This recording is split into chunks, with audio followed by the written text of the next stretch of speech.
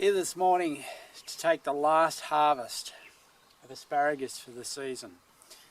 These are just at perfect harvesting height now, but some of them are beginning to get too large, and after this I'm going to let them grow up to the full height so that they can feed the roots and develop further.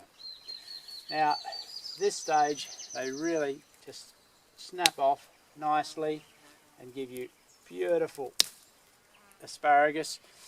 This tastes best just lightly steamed with a little butter.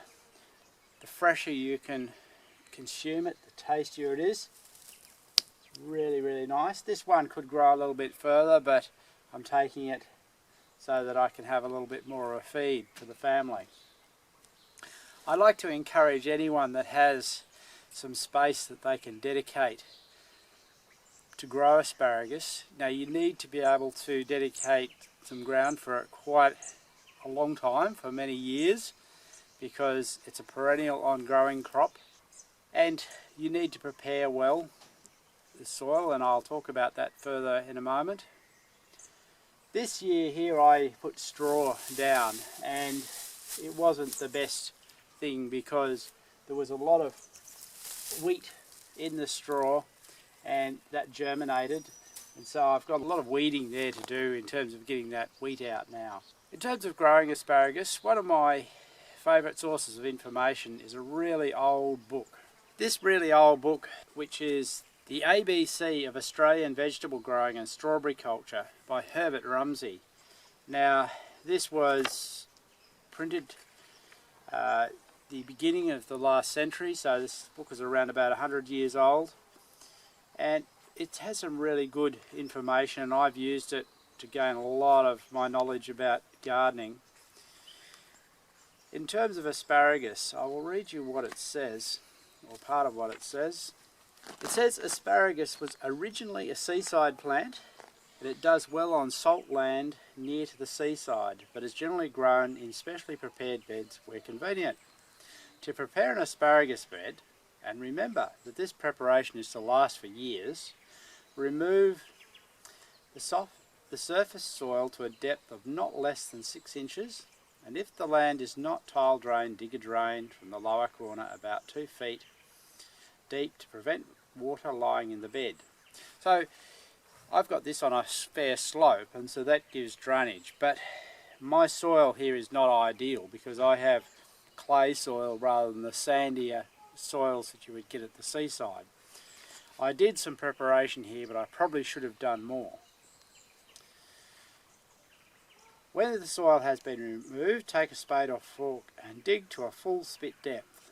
Fill the bed up to or above the surface with good stable manure, thoroughly mixed by digging over again, and then spread 2 inches of surface soil over this. So you could use compost, rotted manure, and make it nice and rich and deep is what it's talking about.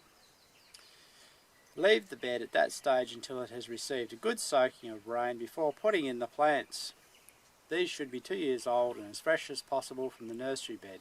Now you can obtain the 2-year-old crowns with the spider-like roots, and they're probably the best way to actually buy your asparagus plants.